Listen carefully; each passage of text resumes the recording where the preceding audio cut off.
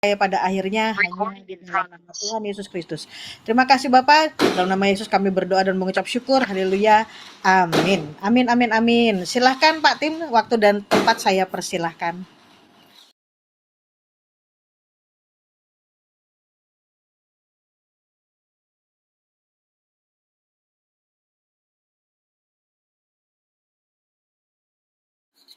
Salam, selamat malam. Shalom Pak Tim. Apakah suara saya menggema atau enggak? Suara saya gimana? Aman-aman Pak Tim. Aman ya, puji Tuhan. Ibu-ibu sekalian yang dikasihi Tuhan Yesus, kita malam hari ini bersyukur ya kembali mendapatkan kesempatan berharga untuk mempelajari firman Tuhan sebenarnya. Tetapi firman Tuhan itu seperti puzzle yang menyebar di seluruh bagian di seluruh Alkitab gitu. Tapi kemudian ketika itu dikumpulkan, tergambar menjadi begitu jelas, ya. Oleh karenanya kita coba mempelajari pengakuan iman rasuli ini sesuai dengan latar belakang sejarah maksud saya. Saya share screen dulu ya.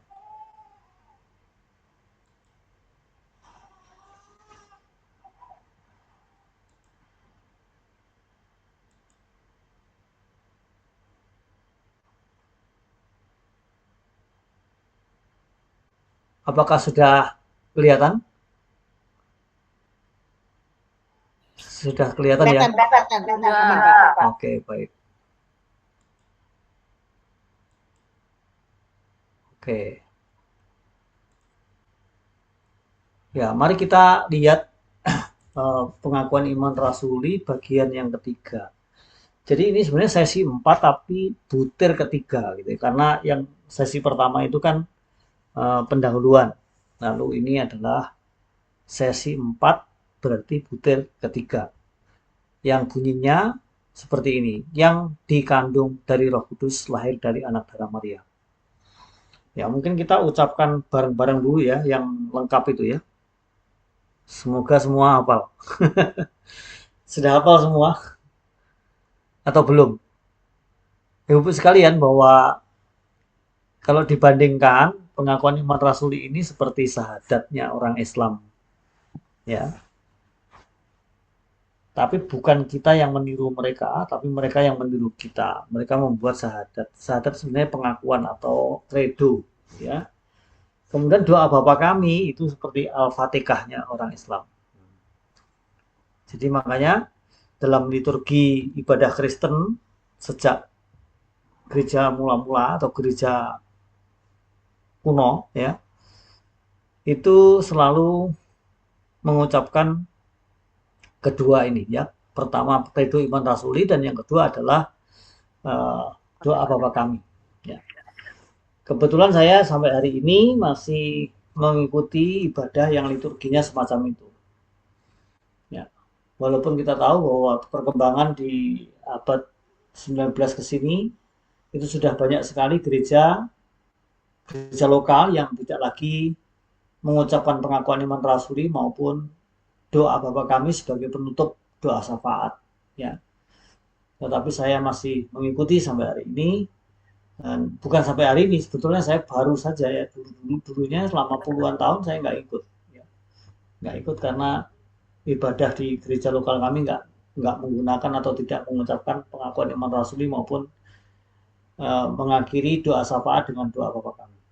Ya, saya tidak tahu ibu-ibu sekalian di gerejanya masing-masing apakah masih mengikuti liturgi yang ada seperti itu atau enggak.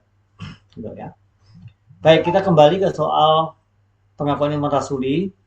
Coba kita ucapkan bareng-bareng dulu ya. Yang sudah hafal bisa ikut dengan saya. Pengakuan iman rasuli.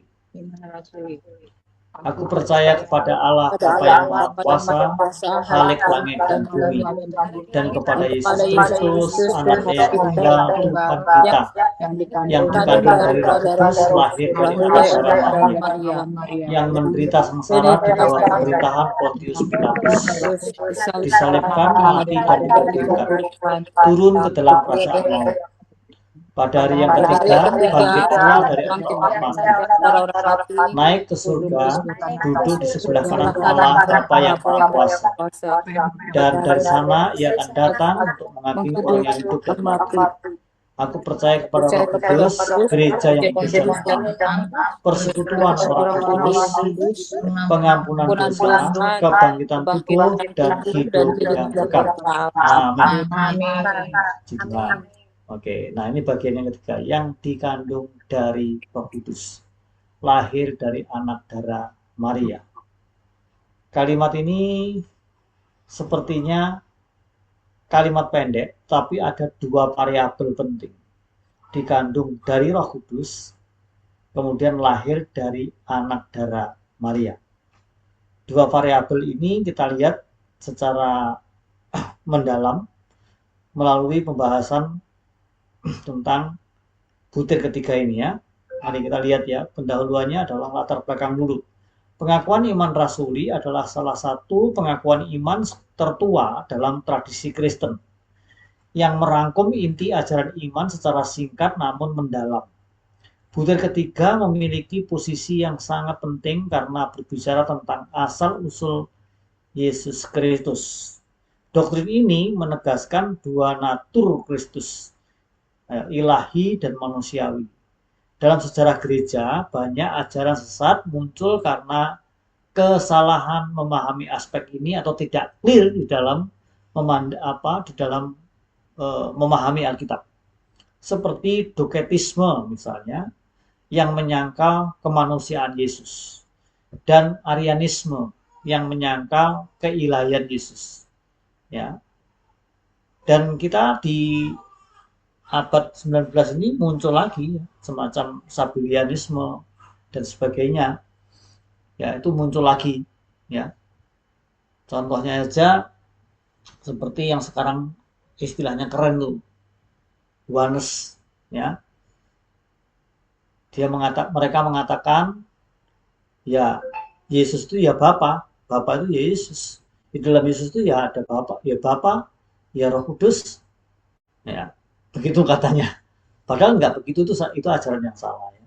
Karena Bapa bukan Yesus. Ya. Yesus itu adalah nama kemanusiaan Yesus. Ya, sedangkan Kristus itu adalah pengurapan yang diurapi. Jadi Yesus Kristus itu bukan Bapa. Dia adalah firman. Firman-Nya Bapa yang menjadi manusia. Kan begitu ya. Dan Roh Kudus juga bukan Yesus. Karena Roh Kudus itu adalah Allah pribadi yang ketiga, atau di dalam Allah Tritunggal, dia adalah pencipta juga.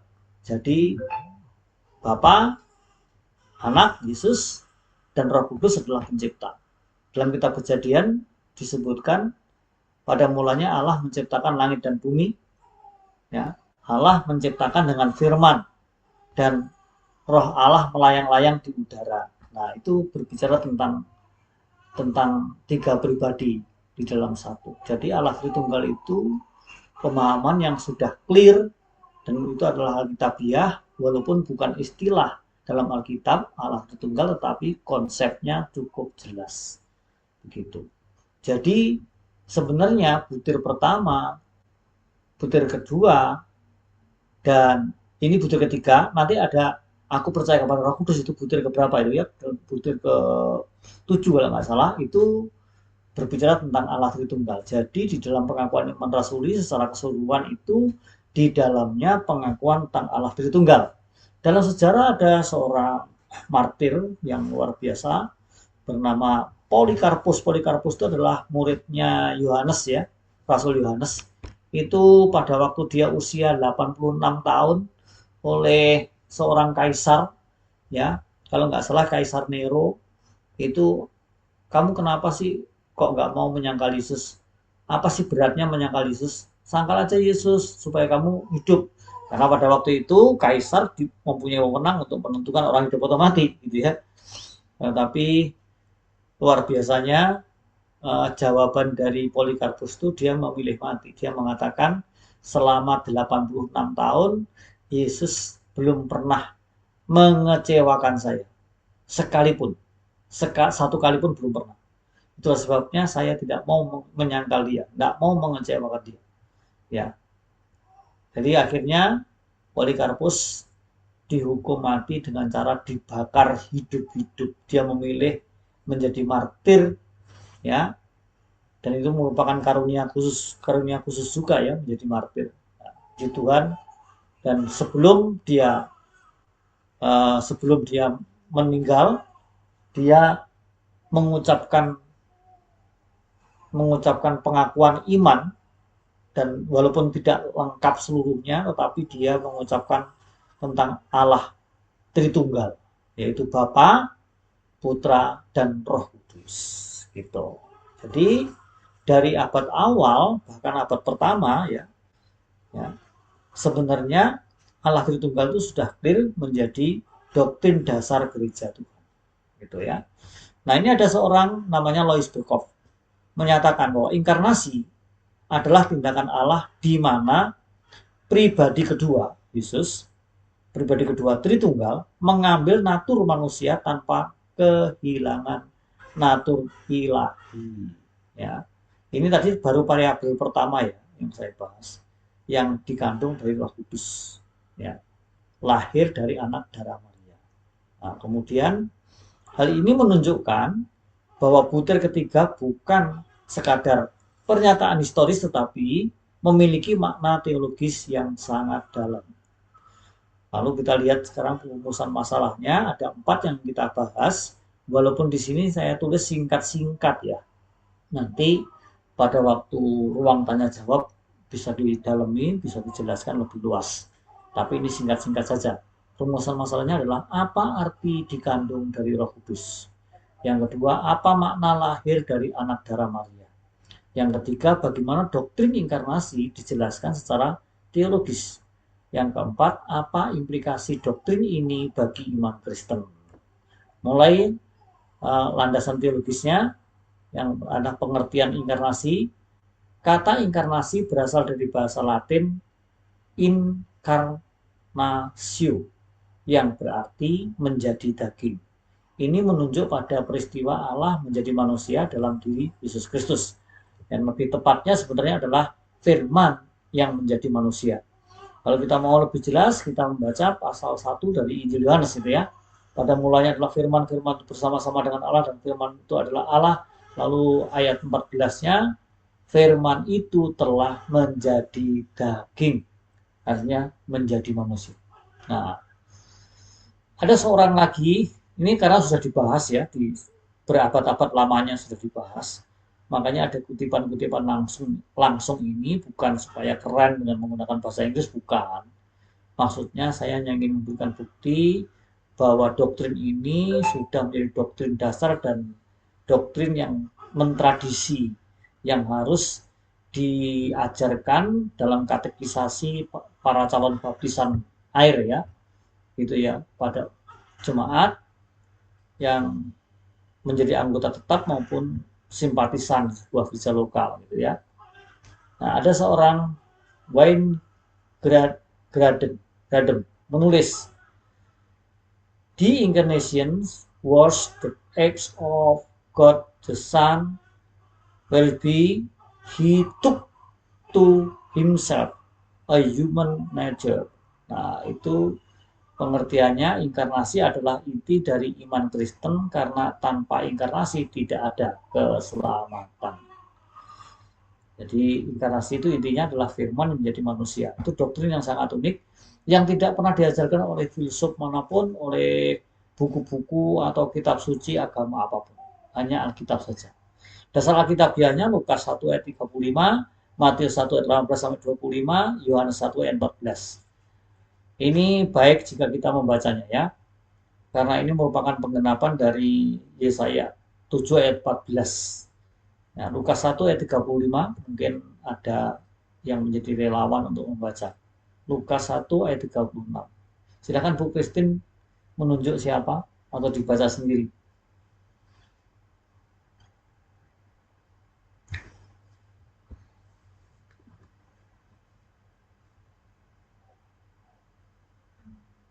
Lukas 1 ayat 35.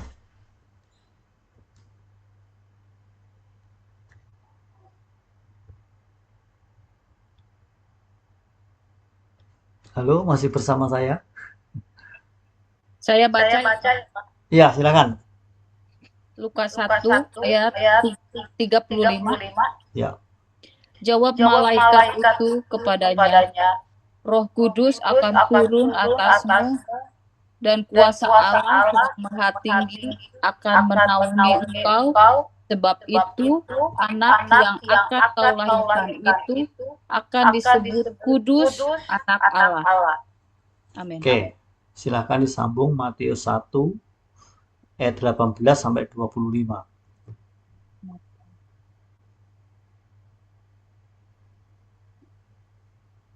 Matius 1 ayat 18. Kelahiran Yesus Kristus. Kelahiran Yesus Kristus adalah seperti berikut. Pada waktu Maria ibunya bertunangan dengan Yusuf, ternyata ia mengandung dari Roh Kudus sebelum mereka hidup sebagai suami istri. 19.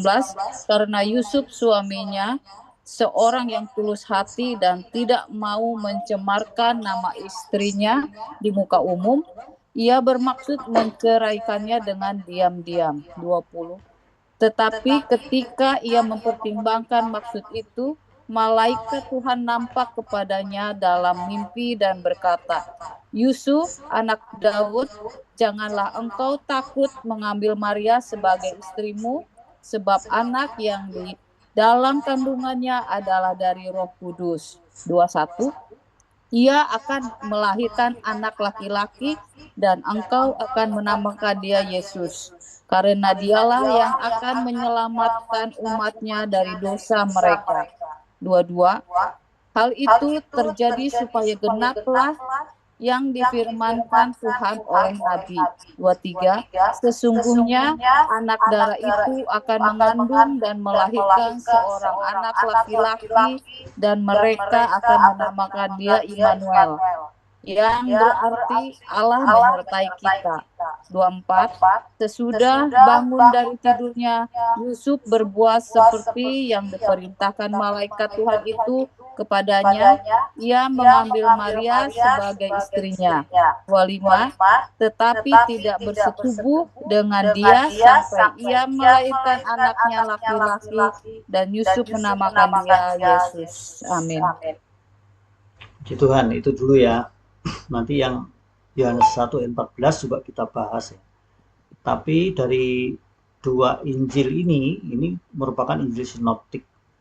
Sebenarnya ada juga yang dari Markus, tetapi dua ini cukup ya untuk memberikan bukti bahwa Yesus itu lahir dari anak darah Maria.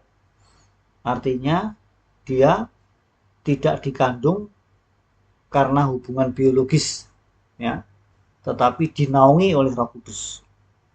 Ya, di sini disebutkan berkali-kali di dalam Matius ya, mengandung dari Roh Kudus ayat yang 18. Kemudian diberitahukan juga kepada Yusuf ya, bahwa anak itu dari Roh Kudus. Kandungannya adalah dari Roh Kudus ayat 20. Nah, dari pengulangan kata ini atau pengulangan kalimat ini bisa dibuat sebuah kesimpulan bahwa Yesus memang tidak lahir dari hasil hubungan biologis, melainkan dinaungi oleh Roh Kudus. Bahkan kita pernah loh ya, ada, nggak tahu itu benar atau enggak, tetapi ada penemuan arkeologis gitu ya. Ada seseorang yang menemukan bahwa ada darah di tembusan dari Bukit Golgota untuk di bawahnya gitu pada waktu penggalian penggalian dari batu-batu yang sudah tua, yang sudah ditimbun oleh berbagai berbagai batu atau tanah di atasnya, dan ditemukan ada semacam darah. Kemudian itu diambil, tapi bukan darah segar ya, darah yang sudah lama gitu ya. Kalau nggak salah itu pernah tuh viral itu di media sosial. Dan ternyata di dalam darah itu ditemukan hanya ada satu kromosom. Artinya tidak ada kromosom laki-laki, tapi hanya kromosom perempuan saja di dalam di darah itu ya. Itu disinyalir sebagai darah Yesus yang mengalir pada waktu dia disalibkan, yang turun melalui kayu yang ditancapkan, ya, itu kayu salib itu hebat juga ya. Walaupun ada banyak pemalsuan berita, tetapi penemuan arkeologis ini semacam menegaskan bahwa apa yang dikatakan dalam Alkitab, khususnya Perjanjian Baru, itu benar adanya, bahwa Yesus benar-benar disalib. Gitu. Maaf, ini ada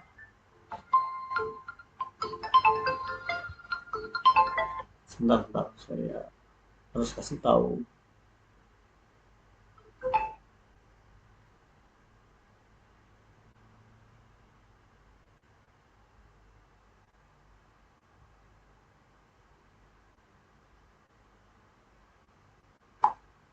Baik. Nah, kemudian di Yohanes 1 ayat 14, ya tolong dibaca juga supaya lebih tandas gitu ya, lebih jelas gitu. Yohanes 1 ayat 14. Silakan Bu. Yohanes 1 ayat 14. Firman itu telah menjadi manusia dan diam di antara kita, dan kita telah melihat kemuliaannya, yaitu kemuliaan yang diberikan kepadanya sebagai anak tunggal Bapa, penuh kasih karunia dan kebenaran. Ya, jadi firman itu telah menjadi Manusia.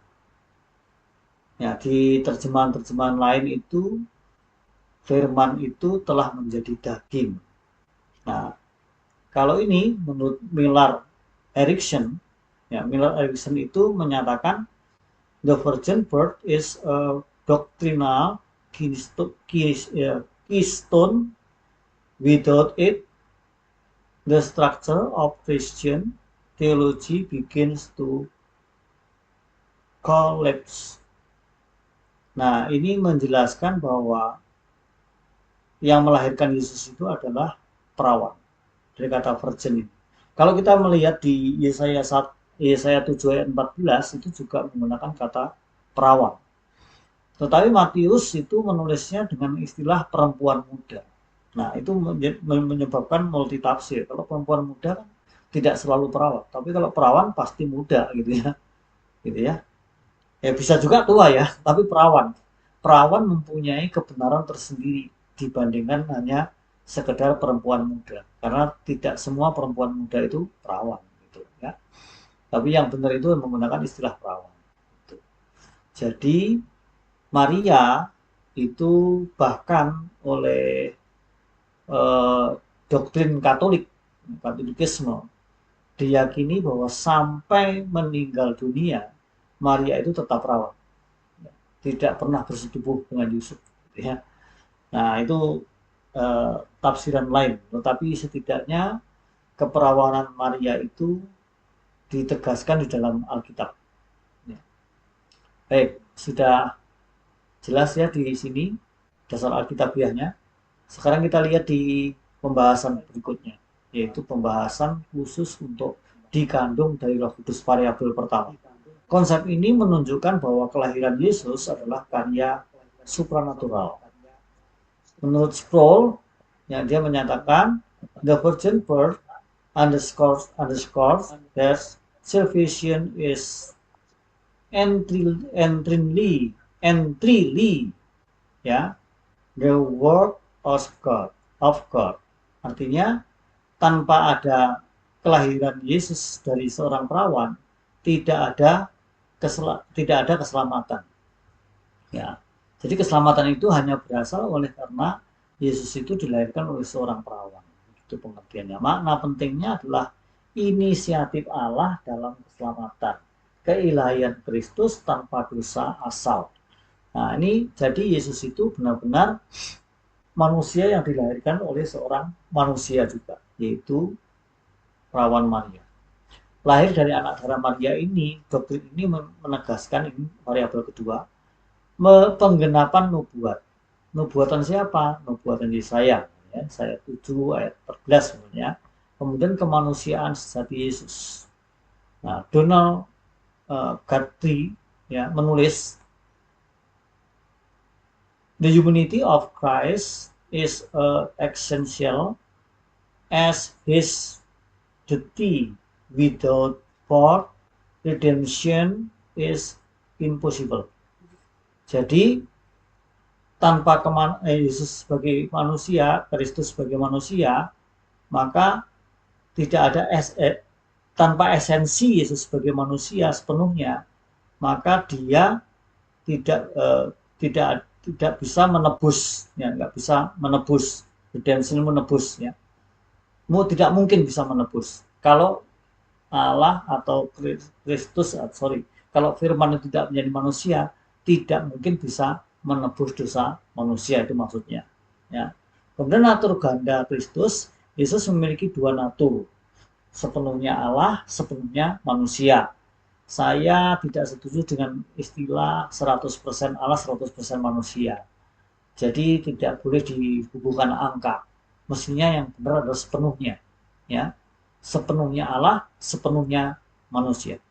Kenapa demikian? Misalnya kita melihat satu gelas air, isinya 3/4.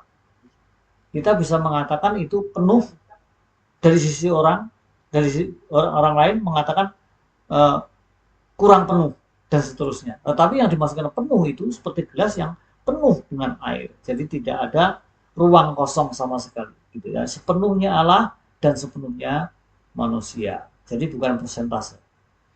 Nah, lalu Konsili Chalcedon yang diadakan pada tahun 451 Masehi menyatakan bahwa without confusion, without change, without division, without separation. Itu artinya apa artinya? Bahwa tidak ada tidak ada perubahan, tidak ada division, tidak ada separation. Ini menyatakan dasar ortodoksi Kristen. Jadi ortodoksi itu adalah ajaran yang lurus, ya, ajaran yang mendasar, yang lurus, yang tidak bisa dibelok-belokkan. Kalau saudara kita sebelah itu mengatakan sebagai kaidah gitu, atau alkidah gitu ya. Jadi sesungguhnya ajaran tentang Yesus, duinatur Yesus ini tidak bisa dikurangkan atau dilebih-lebihkan. Ya, pokoknya sepenuhnya Allah, sepenuhnya manusia. Nah, itu jadi dua variabel sudah kita bahas, ya, tentang natur ganda Yesus atau duinatur Kristus. Dan berikutnya adalah implikasi soteriologis. Soteriologis itu adalah keselamatan. Implikasi apa hubungannya dengan keselamatan kita? Tanpa inkarnasi tidak ada penebusan, tidak ada pengantara. Ya, tanpa inkarnasi tidak ada penebusan, tidak ada pengantara. Paul Enns mengatakan, only a God-man could bridge the gap between God and humanity. Nah, jadi intinya tidak ada penebusan, tidak ada pengantara tanpa adanya inkarnasi, gitu ya. Lalu relevansi bagi kehidupan kita. Doktrin ini, maksudnya doktrin tentang yang kita bahas ini, yaitu butir ketiga ini, ya, lahir dari anak darah Maria ini. Ya, aku percaya kepada, tadi apa? Sebutannya tadi di atas, doktrin ini maksudnya. Yang dikandung dari Roh Kudus, lahir dari anak darah Maria ini. Doktrin ini.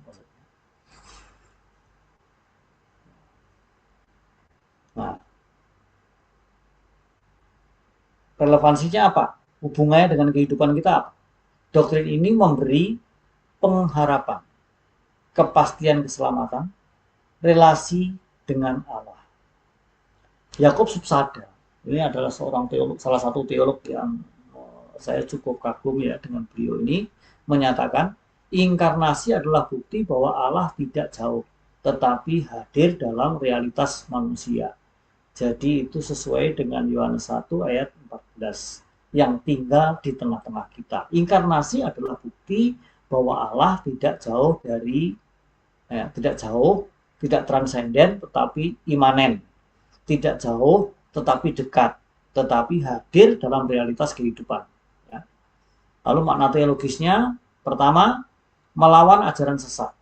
Jadi doktrin yang butir ketiga ini melawan ajaran sesat yang disebut doketisme yang sudah saya singgung, kemudian Arianisme, Ebionisme. Nah, doktrin ini, maksudnya doktrin yang kita bahas ini, menjaga keseimbangan iman.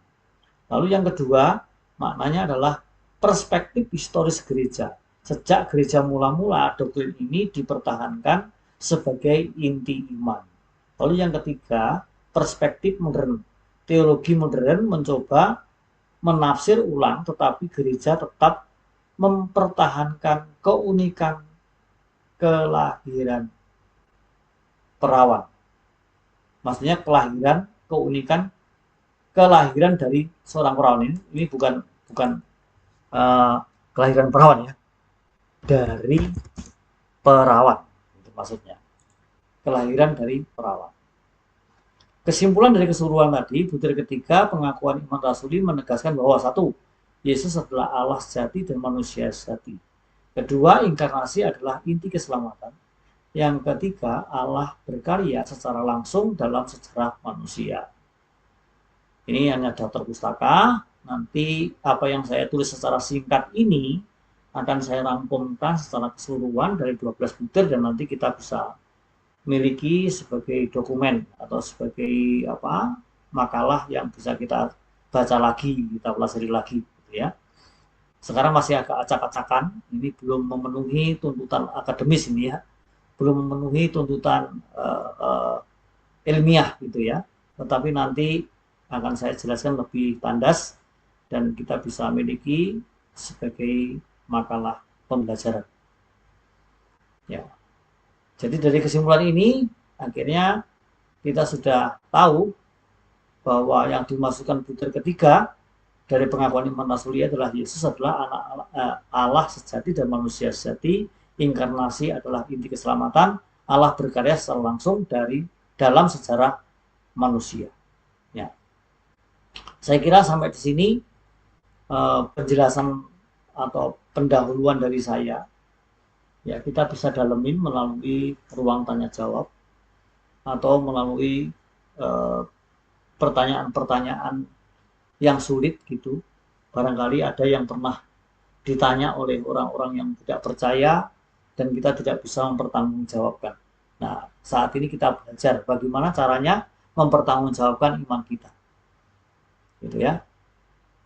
Apa yang kita percaya itu harus bisa dijelaskan secara jelas, secara benar. Gitu. Soal orang puas atau nggak puas, orang mau setuju nggak setuju itu urusan orang. Tetapi kita sebagai orang Kristen harus mempunyai kemampuan untuk bisa menjelaskan secara doktrinal, secara jelas, gitu, sesuai dengan ajaran Alkitab. Ya, saya kira itu yang bisa saya sampaikan. Kiranya Tuhan Yesus memberkati. Silakan saya kembalikan kepada Bu Christine atau hostnya. Oke, saya handle dulu ya karena Bu Christine-nya lagi ada. Oh ya, Bu Dede. Ya, silakan Bu. Oke.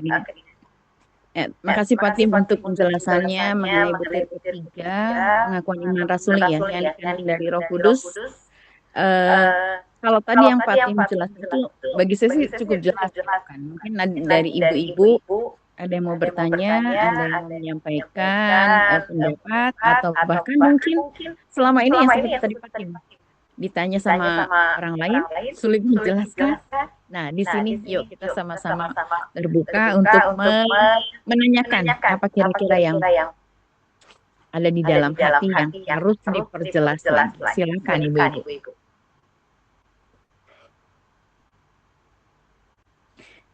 Dari Bu Esther, Bu Linda, Bu Emi, Bu Elizabeth, Bu Eti, Bu Marina, Bu Helsa, Kak Ida. Silakan Kak Karla, Ibu Lina, Ibu Lorita. Halo Ibu Lorita, selamat malam Bu Nadia, Bu Marina. Ada 2 Bu Marina nih. Bu Nurbaya, Bu Rosa Puji, Bu Sofi, Bu Suryana, betul ya? Bu Tika, silahkan. Ini tuh tempat spesial sih. Kita ketemu nanya susah ya Pak Timmy kalau nomor teleponnya di sini justru kita bisa bertanya dengan leluasa nih. Silakan Ibu-ibu. Bu, suaranya bergemu. Kenapa ya? Suara saya balik lagi. Ini tuh ada yang dibuka kayaknya mungkin ya. Atau suara saya juga ini ya, feedback ya, pedas. Iya, Bu. Semua suaranya balik deh. Bu Kristi juga. Iya, feedback ya. Nah, Ini sekarang udah. enggak? Udah. Oke, Udah silakan. Udah enggak. Oke. Silakan Bu Eti kalau mau nanyain. Kalau saya sih merasa bersyukur aja, Bu. Terima kasih Tuhan, ketika saya sedih Tuhan ada. Ternyata dia nggak jauh dari saya. Pantas aja doa-doa kita selalu terjawab tepat pada waktunya, karena dia tidak pernah jauh dari kita. Seperti yang tadi dijelaskan di Yohanes 1 ayat 1. Pada mulanya adalah firman. Firman itu bersama-sama dengan Allah, dan firman itu adalah Allah. Dan dia pergi tetapi tidak tinggalin kita. Terima kasih sekali, luar biasa ini. Buat saya ada pencerahan baru bahwa firman itulah yang menjadi manusia, yang membuat kita umatnya yang percaya semakin hari semakin terbuka. Bahanya dengan perkataan saja kita semua dimenangkan, diselamatkan. Kalau tidak ada perkataannya, sepertinya sia-sia kita hidup. Itu aja dari saya, Bu. Makasih. Oke, Pak Tim mau meresponi atau?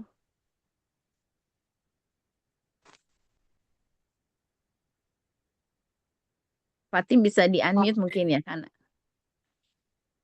Pak Tim di-unmute dulu, Pak Tim masih di mute. Ya, silakan. Ya, firman Allah yang menjadi manusia itu untuk zaman sekarang berbeda dengan abad awal. Kalau abad awal itu kan ajaran yang masih satu-satunya dan narasi besarnya itu didengar oleh banyak orang. Kalau sekarang kan sudah banyak banget yang namanya tafsir, ya kan? Bener kan? Apalagi dengan munculnya Al-Quran di abad ke-7, ya, yang terang-terangan melawan atau menjadi antitesis bahwa itu tidak mungkin. Ya. Allah kok menjadi manusia, firman kok menjadi manusia. Itu harus dijelaskan lebih dalam lagi. Saya sangat bersyukur ya punya akses dengan pengajaran Bapak Bambang Persena. Tidak kebetulan kalau beliau itu orang Jawa Timur dan juga pernah domisili di Malang. Ya. Dan pada waktu dia menjelaskan itu, menurut saya itu paling sederhana dan membuat orang awam, orang yang tadinya nggak ngerti apa-apa itu jadi ngerti gitu. Dia menjelaskan gini, dibandingkan dengan Al-Quran. Kalau orang Islam, dia bilang, itu firman itu menjadi buku. Bener ya? Siapa yang menjadi pengantaranya? Yaitu Muhammad. Makanya Muhammad, menurut kaidah orang Islam, Muhammad itu buta huruf. Untuk menjelaskan kemurnian dari Al-Quran. Itu sebagai firman Allah, gitu kan. Maka Muhammad itu murni gitu, ya kan? Dia tidak buta huruf, bahkan nggak bisa nulis gitu. Makanya dia apa yang diucapkan itu kemudian ditulis oleh temannya. Oh iya, yang namanya Abu Bakar gitu kan. Dan itu menurut mereka firman itu menjadi Al-Quran. Makanya Al-Quran itu begitu disakralkan sedemikian rupa sehingga tidak boleh dulu nggak boleh diterjemahkan Al-Quran itu. Ya, harus dibaca dengan bahasa Arab karena dan diyakini bahwa bahasa Arab itu bahasa surga. Gitu kan? Gitu. Jadi firman menjadi buku. Nah, tapi kan kita beda urusannya. Firman menjadi manusia. Dan yang sejajar dengan Muhammad itu adalah Maria. Maria itu perawan gitu. Itu penjelasan Bambang Rukasina, perawan. Sehingga kemurnian dari firman itu lalu dinaungi oleh Roh Kudus, lalu Maria mengandung dan firman itu menjadi manusia. Nah, itu berbedanya. Jadi kalau Kristen itu firman menjadi manusia, kalau Islam itu firman menjadi buku. Gitu. Lalu bagaimana dengan Alkitab? Bagaimana dengan Alkitab? Bukankah Alkitab adalah firman Allah? Makanya di dalam doktrin Kristen itu ada istilah sola scriptura. Firman Allah, Alkitab berotoritas dalam doktrinal dan kehidupan moral. Patokan kehidupan moral. Gitu kan? Dan lalu posisinya firman sebagai Alkitab apa? Maka ada istilah solus Christus. Jadi kalau firman menjadi manusia itu solus Christus. Satu-satunya jalan. Kristus adalah satu-satunya firman yang menjadi manusia. Tetapi ada sola scriptura. Sola scriptura itu berarti firman yang tertulis, yang diilhamkan oleh Roh Kudus. Roh Kudus yang sama menaungi Maria menjadi Yesus. Roh Kudus yang sama itu mengilhami para penulis Alkitab dari sejak kitab Torah, Kejadian sampai Wahyu. Ada 40 penulis itu juga diilhami oleh Roh Kudus. Jadi kalau demikian ada double makna kebenaran yang besar sekali di dalam kehidupan Kristen, yaitu firman yang menjadi manusia dan firman yang menjadi Alkitab. Dua-duanya adalah karya Roh Kudus. Itu yang dimaksudkan firman menjadi manusia. Itu dulu. Nanti kalau banyak-banyak malah mabuk nanti. Betul, Pak. Tapi mabuk oleh anggur nggak apa-apa. Anggurnya anggur benar. Fatim, mungkin kalau kita menjelaskan itu sama orang Kristen agak nggak masalah kali ya, lebih mudah gitu kan.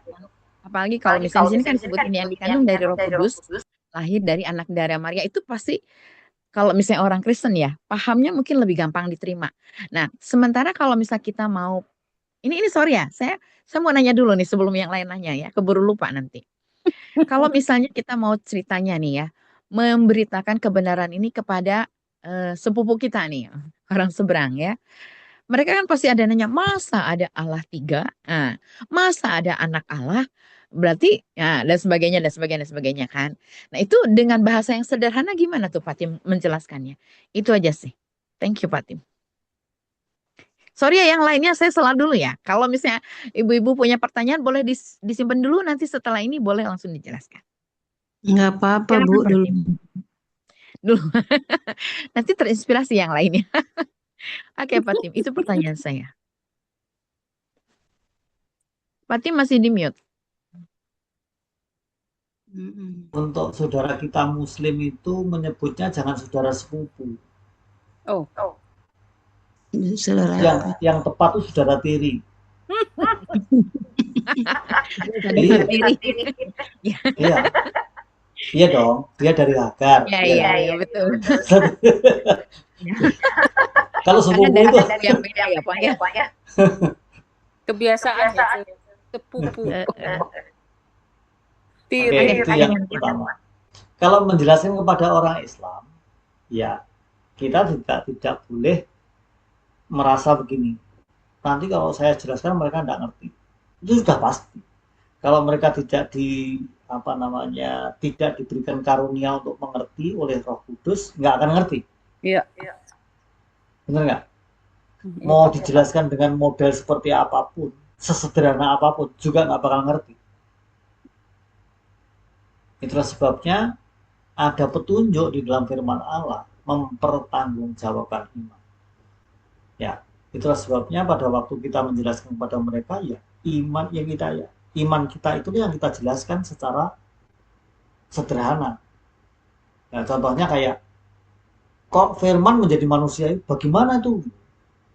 Nggak masuk akal. Kita masih mengatakan saya setuju, memang tidak masuk akal. Karena iman itu melampaui akal. Gitu. Yang pertama. Yang kedua, kalau firman menjadi manusia, apa susahnya bagi Allah? Tidak ada yang susah. Tidak ada yang mustahil. Ya, kalau bagi kamu, iman itu kan harus masuk akal. Kalau bagi kami, iman itu harus melampaui akal. Kalau masuk akal namanya natural, bukan iman. Nah, iman itu harus supranatural, harus melampaui akal. Itu baru iman. Itu kalau kita menjelaskan iman. Tapi kalau ada pertanyaan, bagaimana mungkin? Gitu kan? Kok firman menjadi manusia? Nggak mungkin bagi kita, tapi mungkin bagi Allah. Itu aja jawabannya, sederhana itu. Gitu. Nah, makanya bedakan konsep iman Kristen sama iman Islam itu beda banget. Khususnya Islam ya. Karena bagi Islam, iman itu harus masuk akal. Ya, mengerti dulu baru beriman. Baru percaya. Setelah aku ngerti aku baru percaya. Gitu kan? Kalau kita Iya, gitu nggak? enggak. Saya Kalau dulu. kita dulu. Kalau kita enggak, beriman dulu baru ngerti. Nah, sementara iman itu dikaruniakan. Orang untuk bisa dalam hati percaya, dalam mulut mengaku itu karena Roh Kudus. Roh Kudus yang menghidupkan kita. Bukan karena kita mau mengatakan begitu. Coba kita telusuri. Yuk kita membaca Roma 10 ayat 9, Bu. Roma 10, 9.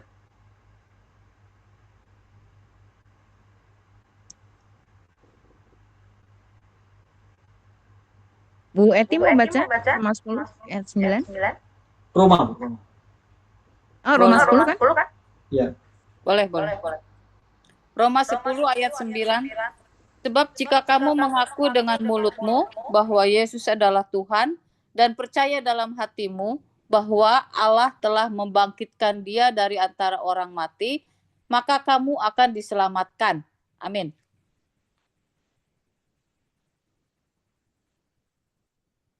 Halo? Kok nggak ada suara? Ya. Dalam hati percaya, dengan mulut mengaku. Amin. Itu jeluntrungannya gimana? Apa bisa tiba-tiba mengaku gitu?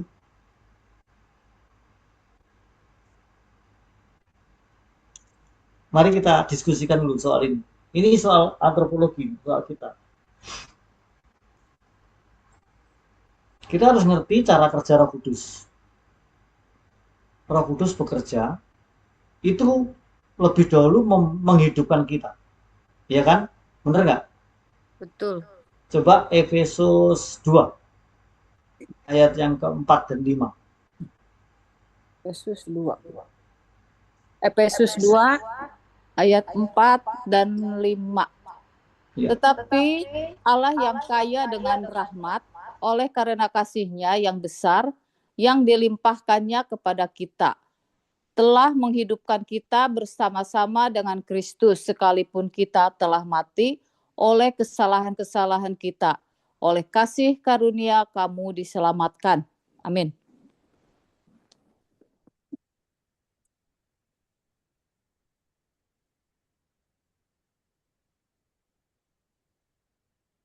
Pak Tim di unmute. Ya, jadi di Efesus 2 itu, Bu, kita lihat dari ayat 1 sudah begitu jelas. Dulu kamu sudah mati, ya kan? Ya, Karena pelanggaran dan dosa-dosa. Mati rohani loh itu. Nah, kita harus ngerti nih, saudara tiri kita itu mati secara rohani. Nggak hanya saudara tiri kita loh ya, juga orang-orang lain, orang Hindu, orang Buddha, orang Konghucu, dan semuanya itu mati secara rohani. Jadi kalau tidak dirahmati oleh Tuhan, rohnya tidak dihidupkan dulu, kita mau kasih pengertian seperti apapun, tidak bakal mengerti. Nggak bisa. Gitu. Nah, karena mati. Sementara firman Tuhan itu bersifat supranatural. Iman Kristen itu supranatural. Bagaimana mungkin orang yang natural, yang mati secara rohani tadi, bisa mengerti firman? Nggak mungkin. Ya, nggak nampung pikirannya. Nggak bisa. Nah, itu harus dibukakan. Istilah lain adalah mata hati kita dicelikkan lebih dulu. Nah, itu maksudnya. Nah, kalau kita perhatikan di Efesus 1 ayat 13 dan 14, kita dimeteraikan Roh Kudus. Itu artinya dilahir kembalikan atau dilahir barukan. Nah, ketika kita sudah dihidupkan, dilahir barukan, baru kita bisa mengerti. Nah, pada waktu kita memberitakan Injil, kita mendoakan lebih dulu orang yang akan menerima berita Injil dari kita kan, supaya Roh Kudus sudah lebih dulu bekerja di dalam dirinya. Sehingga pada waktu kita menyampaikan firman, dia ngerti, bisa nangkep gitu. Gitu kan. Sekarang sesuatu yang berharga diberikan kepada orang mati, tetap aja nggak merespon kan? Nggak bisa. Cek senilai 1 miliar pun nggak merespon. Sate babi yang harum, bukan haram ya, harum. Ketika disodorkan ke hidungnya juga nggak bakal respon gitu kan. Itu masalahnya. Secara rohani seperti itu. Itulah sebabnya kenapa waktu orang memberitakan Injil itu mesti mendoakan dulu, Tuhan, hari ini saya mau memberitakan Injil kepada si A, atau hari ini saya mau memberitakan Injil kepada random orang siapa yang saya temui. Tolong pertemukan saya dengan orang yang sudah engkau hidupkan rohnya lebih dulu. Itu Amin. pemberitaan Injil itu. Nggak bakal ngerti, Bu, mau dijelaskan sesederhana apa. Coba saya ngoceh kayak tadi, walaupun mungkin kalimat-kalimat saya itu kalimat yang berantakan gitu, tapi ibu-ibu ngerti kan? Coba siapa di sini yang nggak ngerti sama sekali? Nggak mungkin, karena sudah dilahir barukan semua. Iya. Sehingga apa yang saya ucapkan ini dimengerti dengan mudah. Betul nggak? Betul. Nah, kadang-kadang gini, kayaknya aku nggak jelas ya otakku ini. Tapi kok hatiku kayaknya jelas gitu, terang benderang gitu. Nah ini apa? Semacam ada apa? Penerangan batiniah yang tidak bisa dijelaskan oleh otak yang terbatas. Coba kalau kita membahas tentang Duinatur Christus, secara ilmiah itu sudah clear betul. Tapi orang yang nggak percaya Tuhan bisa nggak ngerti, sama sekali nggak ngerti. Saya ketemu ini, ya, Duinatur Christus itu begini, khususnya di Konsili Kalsedon yang saya sebut tadi ya. Rumusnya menyatakan bahwa Kristus adalah satu pribadi dalam dua natur, sepenuhnya Allah, sepenuhnya manusia, tanpa percampuran, tanpa perubahan, tanpa pembagian, dan tanpa pemisahan. Coba, secara ilmiah bingung nggak kita dengar kayak gitu? Sekali lagi saya ucapkan, satu pribadi ini kalau pakai logika bingung ya Pak ya. Konsili Kalsedon, satu pribadi dalam dua natur, tanpa percampuran, tanpa perubahan, tanpa pembagian, dan tanpa pemisahan. Otak kita yang terbatas ini sulit untuk menerimanya.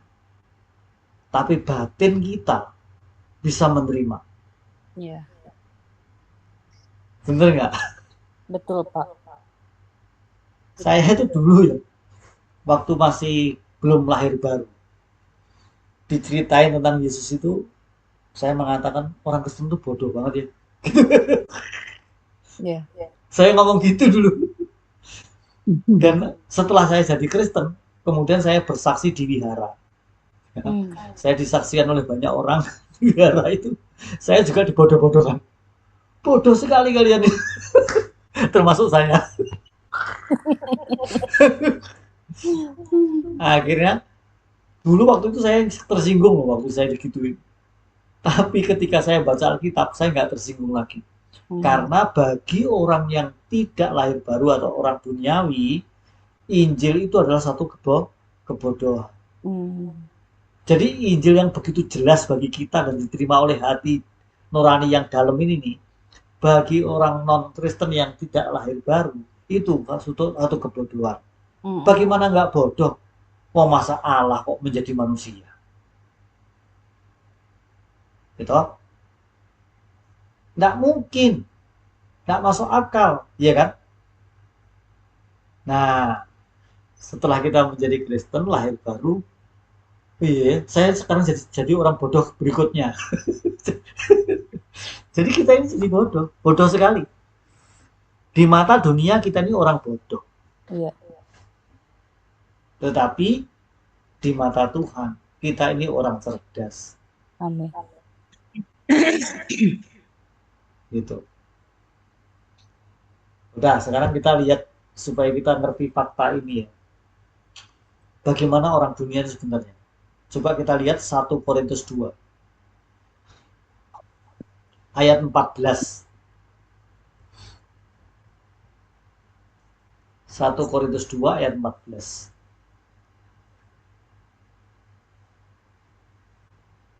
Satu Korintus. Tetapi manusia duniawi tidak menerima apa yang berasal dari roh Allah. Betul? Manusia duniawi Tidak menerima apa? yang berasal dari roh Allah. Oke. Karena Terus? itu baginya adalah suatu kebodohan. Nah, Dan ia tidak dapat nggak bisa menerima. Wong rohnya masih mati yuk. dinilai secara rendah. Bagaimana bisa menerima? Bagaimana bisa merespon? Nggak mungkin.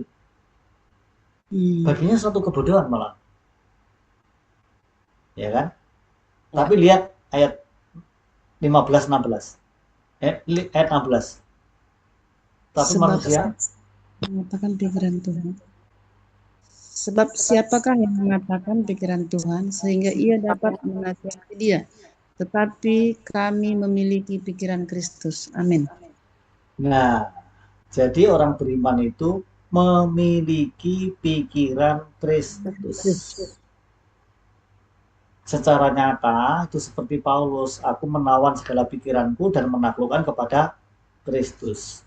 Sehingga iman bisa didefinisikan sebagai rasio yang taat atau yang tunduk pada kebenaran. Kebenaran yang tidak masuk akal tadi itu. Iya. Termasuk firman yang menjadi manusia. Iya. Itu.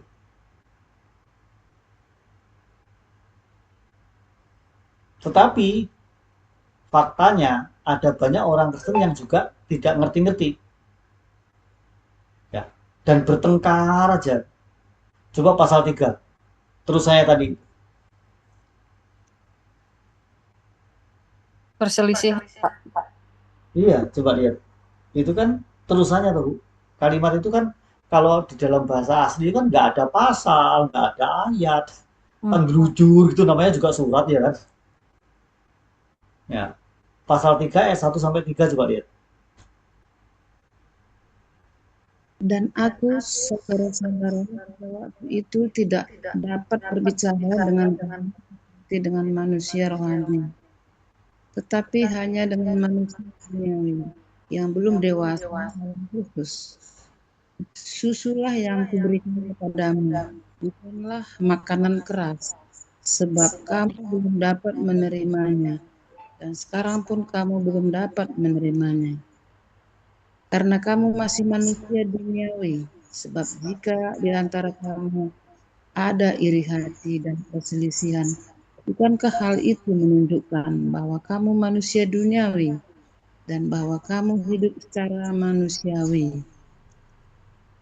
Nah, lebih jelas ya. Jadi kalau kita mau runut, mau telusuri, ternyata memang ada tiga tipikal manusia. Tipikal yang pertama adalah manusia duniawi, orang yang belum lahir baru. Tipikal kedua adalah manusia rohani, orang yang sudah lahir baru dan memiliki pikiran Kristus. Tipikal yang ketiga, orang yang sudah lahir baru tapi pikirannya masih bebal. Yaitu orang-orang Kristen yang nggak mau belajar. Nggak mau baca Alkitab, nggak mau katekisasi, Iya. nggak mau ikut Zoom-nya Pak Tim. Amin. Jum baca Alkitab. Nggak mau ikut kelompok pembaca Alkitab. Nah, orang-orang yang nggak mau belajar, yang puas dengan adanya itu, dengan ya udah aku udah gini aja sudah selamat kok. Itu namanya orang takabur itu, ya kan? Ya, ada juga Pak Tim rajin baca Alkitab tapi masih manusia duniawi Pak. Banyak. Oh sudah baca aja bisa duniawi, apalagi yang nggak baca sama sekali, parah. Iya, iya. Makanya orientasi hidupnya pasti duniawi, gitu. Nggak mungkin surgawi atau kerajaan Allah, tapi kerajaan ego yang ada, gitu. Dan ditandai dengan apa? Dengan pertengkaran, perdebatan. Firman Tuhan itu jangan diperdebatkan. Firman Tuhan itu dipelajari dan kita mentaati, gitu. Bukan diperdebatkan. Maksud sampai hari ini masih ada perdebatan tentang Tritunggal. Gimana sih? Nggak belajar sejarah? Maksud sampai hari ini masih ada perdebatan tentang Yesus mati itu siapa yang berjasa? Iblis atau Yudas Iskariot? Masih begitu. Aneh kan? Padahal Alkitab sudah lengkap. Itu kehendak Allah atau kehendak iblis? Yesus mati di salib. Kehendak iblis. Kehendak Allah atau kehendak iblis? Keinginan Allah atau keinginan iblis? Nah, saya turunkan derajatnya. Keinginan Allah. Jadi iblis nggak ingin. Nah, itu pernah jadi perdebatan antara Edis sama Elia Miron dan seterusnya itu. Ya kan? Padahal jawabannya sederhana. Ya dua-duanya lah. Simpel aja jawabannya. Allah, Bapa maksudnya, menghendaki. Dan iblis juga menginginkan. Ketemulah keduanya antara Bapa dengan iblis tadi. Sehingga Yesus disalibkan. Itu. Jawaban sederhananya begitu. Tetapi kehendak bebas iblis dan manusia terbatas. Sementara kehendak bebasnya Allah tidak terbatas. Sehingga Allah bisa memakai orang-orang yang nggak beres itu. Termasuk para raja, para penguasa dunia, iblis dan seterusnya. Ya, pribadi-pribadi yang nggak beres untuk melaksanakan kehendak Allah. Contoh, Fir'aun. Itu kan kehendaknya terbatas tuh. Gitu loh. Maka Fir'aun dimunculkan oleh Tuhan untuk menyatakan kuasa Allah. Supaya umatnya tahu bahwa Allah lebih berkuasa daripada Fir'aun. Gitu maksudnya. Nah, inilah yang disebut kedaulatan Allah. Sehingga Allah berdaulat untuk menentukan. Siapa yang menentukan Yesus disalib? Allah Bapa. Jelas itu. Siapa yang menginginkan Yesus disalib? Iblis dan para penguasa dunia. Jelas sekali. Gitu. Jadi dua-duanya. Jawabannya kan begitu, nggak usah diperdebatkan, nggak usah dipertentangkan. gitu. Nah, sehingga Donatur Kristus ini memberikan clue yang sangat jelas kalau Allah atau firman tidak menjadi manusia tidak mungkin mati. Sebab Allah tidak bisa mati. Tapi kalau Yesus bukan Allah, tidak mungkin dia bisa bangkit. Jadi supaya dia bisa mati dan bangkit, maka dia harus Allah sepenuhnya, manusia sepenuhnya. Gitu jawaban sederhananya gitu, Bu Dede. Mantap, Pak. Ini dalam banget ini maknanya buat kita semua. Ini pasti ibu terberkati nih ya. Saya sendiri juga bingung. Awalnya saya bingung. Jadi ini benar loh. Saya tadi menyimak luar biasa nih. Jadi benar ya. Saya ngebayanginnya gini ya. Orang mati mau dikasih babi kecap, babi panggang, babi apapun, gak akan bisa diapa-apain gitu. Tapi kalau misalnya orang yang hidup, jangankan dikasih, nggak dikasih pun nyari gitu kan. Kayak kita semua nih. Kita nih merasa lapar, haus, ya kita nyari. Betul nggak Pak Tim? Jadi kembali, oke, benar-benar. Otak saya rada nerima. Maksudnya secara kita bisa tahu nih, kenapa dan bagaimananya kita harus tahu. Dan ini bagi saya ini jelas banget. Mungkin bagi ibu-ibu juga cukup jelas ya. Saya kasih satu kali kesempatan lagi kalau ada yang mau bertanya. Kalau tidak ada, kita langsung tutup saja. Saya hitung sampai 3 ya ibu-ibu. Maaf ini. Kalau ibu guru kan bisa suka begitu. 1, 2, 3 gitu ya. Lipat tangan. nanti boleh lipat tangan ya. Ya, kalau ibu-ibu tuh suka dirasa, Kenapa Pak? dibawa perasaan sampai nggak bisa tidur. Kalau bawa Patin, pada Ibu Dede boleh saya tanya? Oh silakan Bu, mangga silakan. Ya, Patin, saya mau nanya, Patin, biar boleh lebih pinter nih. Tadi Patin bilang Allah Bapa dan iblis sama-sama menginginkan Tuhan Yesus disalib. Saya mau nanya, siapa yang lebih dominan, Pak? Bapak, Allah Bapak. Oh, Allah Bapa. Baik, terima kasih Patin. Ya. Dari mana kita tahu bahwa Allah Bapa lebih dominan? Yang menginisiasi kematian Yesus itu adalah Bapa. Kita melihatnya jangan pada waktu peristiwa terjadi, tapi lihat nubuatannya. Kejadian 3 ayat 15. Kejadian 3 ayat 15. Itu nubuatan Allah tuh. Yang meremukkan kepala ya. Iya. Boleh saya baca, Patin? Ya, silakan. Baik, Kejadian 3 ayat 15. Aku akan mengadakan permusuhan antara engkau dan perempuan ini, antara keturunanmu dan keturunannya. Keturunannya akan meremukkan kepalamu, dan engkau akan meremukkan tumitnya. Amin. Nah, jelas sekali ya. Yang dimaksudkan meremukkan tumit itu apa maksudnya? Itu adalah nubuatan tentang penyaliban Yesus. Ya. Tetapi anak keturunan perempuan, bukan keturunan perempuan ya, tapi keturunan perempuan maksudnya adalah Maria, itu maksudnya adalah Maria itu akan meremukkan kepalamu. Jadi dengan penyaliban Yesus itu pekerjaan iblis dihancurkan. Gitu. Nih, kalau kita mau telusuri, sebenarnya tuh kapan sih iblis merencanakan penyalib ingin memusnahkan Mesias itu? Pertanyaannya sebenarnya bukan kapan ya, tapi sejak kapan kita tahu?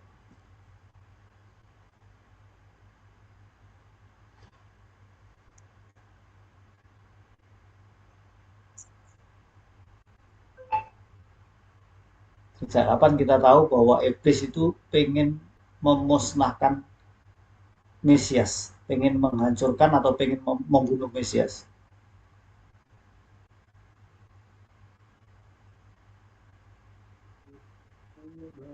pada waktu Lucifer yang turun ke dunia.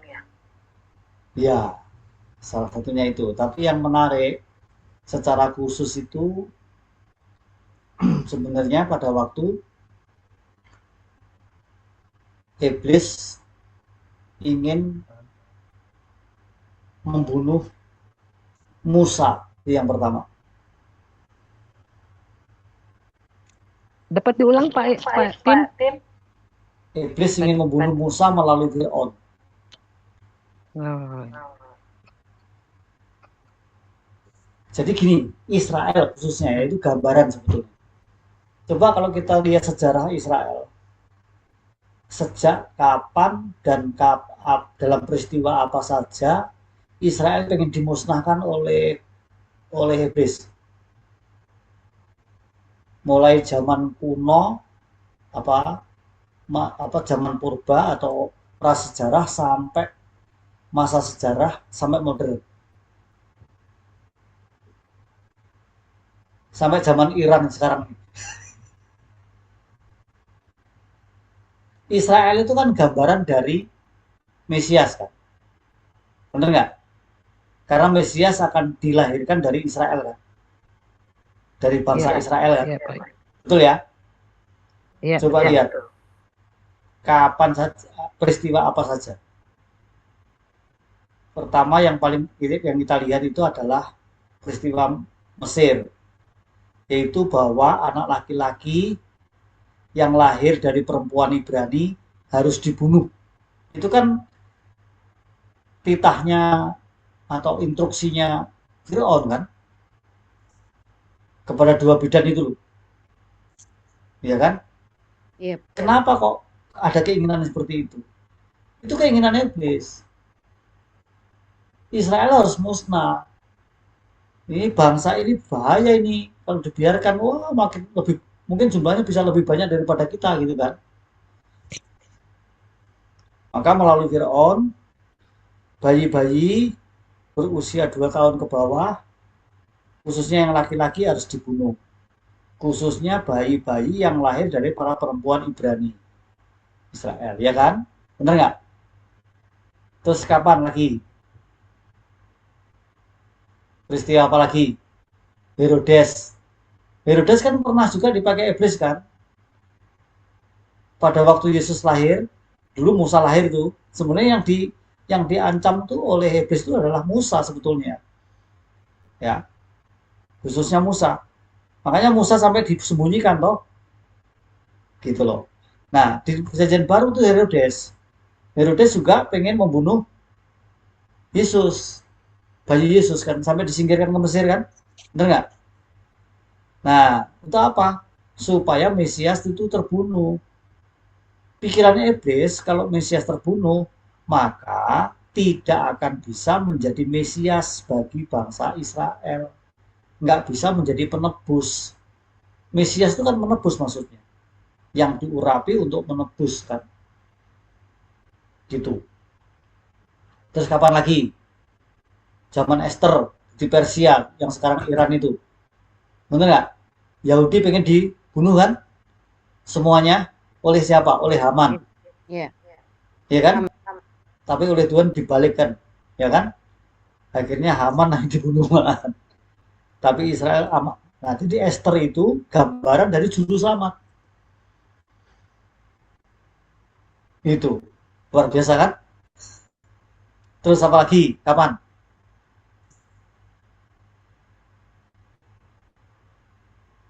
Zaman Hitler modern. Ada seorang yang bernama Adolf Hitler itu untuk membunuh bangsa Yahudi. Sampai ada 6 juta orang dimasukkan dalam sebuah gedung lalu dikasih gas beracun. Lalu yang masih hidup, mereka yang masih di luar hidup ditembakin. Peristiwa Holocaust itu juga menginginkan supaya bangsa Yahudi itu musnah dari muka bumi. Dan yang terakhir yang kita dengar adalah Iran yang memproduksi uranium untuk membuat bom nuklir dengan satu tekad untuk memusnahkan Israel dari muka bumi. Nah, jadi sebetulnya Itu intinya adalah iblis ingin membunuh Mesias, ingin menghancurkan Mesias. Dengan menyalibkan Yesus, tujuannya supaya rencana Allah itu digagalkan. Tetapi akhirnya apa yang terjadi? Rencana Allah tidak bisa digagalkan.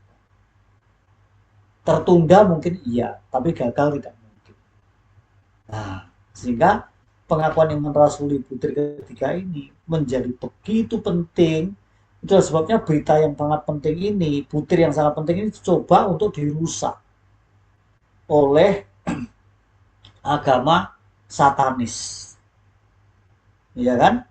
Agama yang mengatakan bahwa Yesus tidak dibunuh, Yesus tidak disalib, tapi diangkat ke surga. Yang disalib itu adalah orang yang diserupakan dengan dia, gitu kan? Nah, jadi berita Paskah ini saya sampaikan melalui butir ketiga ini nggak apa-apa dong. Walaupun nanti butir keempat seharusnya. Gitu. Ini sudah disinggung sedikit. Ya, itu saya jadi semangat sekali ini karena ini Minggu Paskah. Gitu, Bu. Mantap. Oke, gimana Bu Linda? Enggak Bu Dede, tadi kepencet. Udah tadi Oke. tanya. Ya. Intinya malam hari ini tuh kita dapatnya daging semua ya. Dan itu gurih. Jadi intinya buat kita bukan hanya sebagai pengetahuan, tapi ketika kita juga merespons segala sesuatu yang di luar sana dan bertanya, ada orang yang bertanya, kita bisa menjelaskan. Mungkin bahasanya tidak seruntut Patim gitu ya. Tapi kita bisa memahami, ketika kita bisa memahami, kita juga bisa menjelaskan kepada orang lain mengenai kenapa dan bagaimananya. Oke, karena mungkin ini sudah 20.21 jam waktu Indonesia bagian Barat. Kita sudahi aja mungkin ya. Minta Pak Tim doa tutup buat kita semua. Makasih Pak. Baik, Dede. Mari ibu-ibu sekalian kita berdoa. Bapa dalam surga, kami menaikkan syukur dan terima kasih karena kesempatan yang sangat berharga bagi kami untuk malam hari ini belajar kembali khususnya butir ketiga dari pengakuan iman rasuli. Kami sadar bahwa pikiran kami terbatas. Kami sadar bahwa banyak urusan di dalam hidup kami. Bukan hanya Alkitab, tetapi kehidupan yang harus diurus, dihidupi. Kami harus melaksanakan tanggung jawab kami sebagai seorang ibu rumah tangga, sebagai bagian dari anggota tubuh Kristus, dan banyak hal lain yang harus kami urus. Tetapi kami percaya Tuhan, apa yang kami lakukan malam hari ini sungguh-sungguh merupakan bagian yang sangat penting di dalam pertumbuhan iman, di dalam kehidupan Kristen kami, dalam rangka kami menghidupi relasi kami dengan Kristus. Kami mengucap syukur karena firman Tuhan begitu luar biasa dalam kehidupan kami. Seringkali kami merasa jenuh untuk terus-menerus membicarakan Alkitab. Tetapi Tuhan menghendaki demikian supaya kami semakin mengerti pikiran Kristus, supaya kami boleh menjadi orang Kristen yang dewasa di dalam Tuhan. Kami tidak terjebak oleh kehidupan duniawi yang membawa kami berputar-putar di padang gurun, tetapi supaya kami lepas dari sana kemudian masuk ke tanah perjanjian, di mana kami boleh mengalami peristirahatan, boleh mengalami perhentian, boleh mengalami ketenangan di dalam Kristus, sehingga kami mempunyai kehidupan doa yang baik, kami mempunyai perenungan yang baik, kami memiliki relasi yang indah dengan Tuhan. Terima kasih Bapak. Kami menyerahkan kelompok para perempuan membaca Alkitab ini supaya semakin hari semakin haus dan lapar akan Engkau, supaya semakin hari semakin mempengaruhi banyak orang dan pengaruhnya semakin luas sehingga ada banyak orang Kristen yang diperbarui, banyak orang Kristen yang dipulihkan kehidupannya. Terima kasih Bapak. Terpuji namamu. Apabila Tuhan mendapati kami telah berdosa melalui pikiran dan perkataan kami dan bahkan perilaku kami, kiranya Tuhan mau mengampuni kami dan basuh kami dengan kuasa darah-Mu, dan kami menjadi tahir olehnya, dan kami menjadi orang-orang Kristen yang boleh turut dan taat kepada firman. Dalam nama Tuhan Yesus Kristus, kami mengucap syukur dan berdoa. Amin. Amin. Amin. Amin. Terima kasih Pak Tim. Terima kasih. Tuhan Yesus memberkati. Berkati semuanya. Saya berkati hari ini. Malam semuanya. Tuhan Yesus Dadah memberkati. semuanya. Terima kasih Pak Tim. Terima kasih tuh.